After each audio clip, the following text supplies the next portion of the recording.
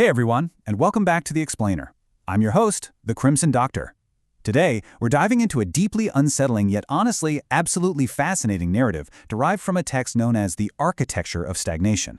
We're going to be looking at a tragic, graphic novel-style fable of absolute ruin. It's a story about human psychology, existential dread, and, well, the terrifying consequences of trying to outsmart reality itself. So let's just jump right in and examine the architecture of this tragedy and the psychological decay of its protagonist. I want you to think about this for a second. Can a wall truly hold back the flow of time? Or does freezing existence only invite absolute ruin? It's a pretty provocative question, right? And it perfectly foreshadows the incredibly tragic fate of our protagonist, a figure known only as the Traveler.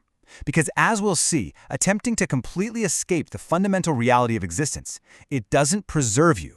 It destroys you. Section 1. The Fear of Time.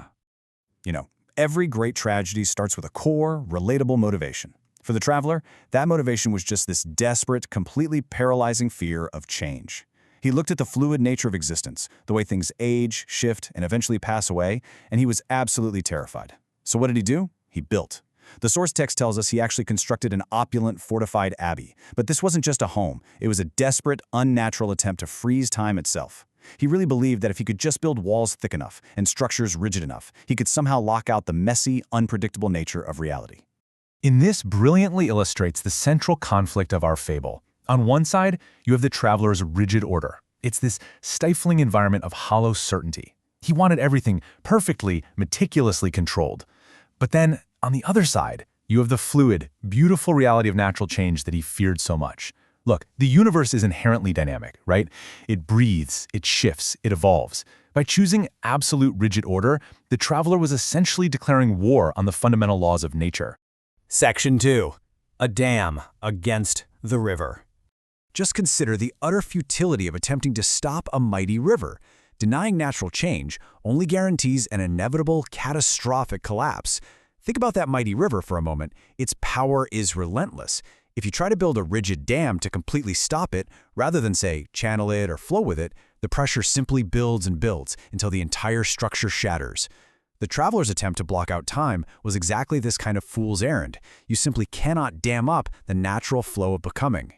So, inside this fortified abbey, the Traveler experiences an intense psychological urge to deny the void. And because of this, he falls victim to a terrible illusion. His obsessive need to maintain this rigid order results in a state of quiet, creeping exhaustion. And the truly tragic part? The Traveler mistakenly identifies this exhaustion as a peaceful sanctuary. He breathes in the stifling, stale air of his hollow certainty and actually convinces himself that he is completely safe. Section 3. Defining the Thanatos Drive. Now, putting on our scholar hats for a second, in psychological terms, the Thanatos drive is a subconscious urge toward absolute ruin and dissolution. Think of it like a muscle wrapped tightly in a cast. By trying to perfectly preserve it from harm and entirely stopping its movement, you actually cause it to atrophy and wither away. In our fable, the Thanatos drive manifests specifically as a creeping internal decay. It's directly caused by the Traveler's unnatural attempt to freeze time. By refusing to adapt, his obsession with preservation becomes the exact mechanism of his destruction. His rigid walls don't keep death out, they literally breed it on the inside. But you have to understand, the Thanatos drive isn't just some bad habit. It is a cosmic force. And as a cosmic force, it renders the logical barriers of the human mind entirely irrelevant. All of the Traveler's rational defenses, his brilliant architectural plans, his perfectly calculated walls, they mean absolutely nothing to this force.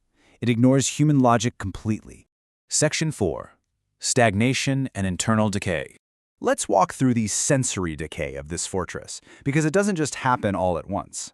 First, we have the opulent gold. This is the initial glory of his grand design, shining and seemingly perfect. But soon the atmosphere thickens into stale air. Without the flow of natural change, things begin to fester. We start to actually see stagnant water pooling inside the once pristine halls. And finally, that radiant gold gives way to the tragic final stage, crumbling gray stone. The fortress literally rots from the inside out. And here is the ultimate, incredibly tragic irony of the Traveler's fable. Because he attempted to deny the void, his own construction, the rigid architecture designed specifically to preserve his life, completely transforms.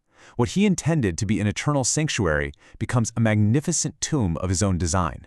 He literally buried himself alive in his pursuit of freezing time. Section 5. The Hunger Awakens. This psychic stagnation inevitably summons a devastating disease known simply as the hunger. Crucially, this hunger is naturally drawn to the rot of inflexible structures. It thrives exactly where change is denied. So when it finds the crumbling gray stone and stagnant water of the traveler's abbey, it feasts. It consumes the architecture of his hope from the inside out, turning his grand, unyielding defenses into hollow, brittle shells. So, we arrive at the climax of our fable. Ultimately, this Thanatos drive serves as the absolute catalyst for his ruin. The traveler wanted to escape existence, right?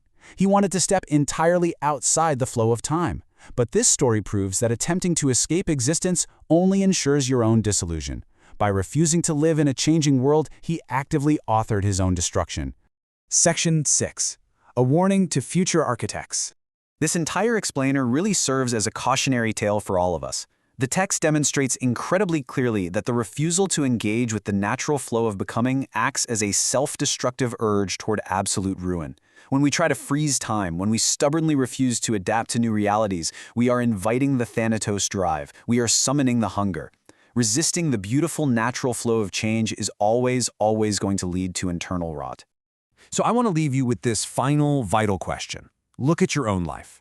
What inflexible structures are you building to escape the unstoppable flow of time? Are you clinging to rigid habits, maybe outdated beliefs, or hollow certainties just because you fear the natural flow of change? Remember the fable of the traveler. Don't let your sanctuary become your tomb. Thank you so much for joining me for this explainer. I really hope it gave you something powerful to think about today.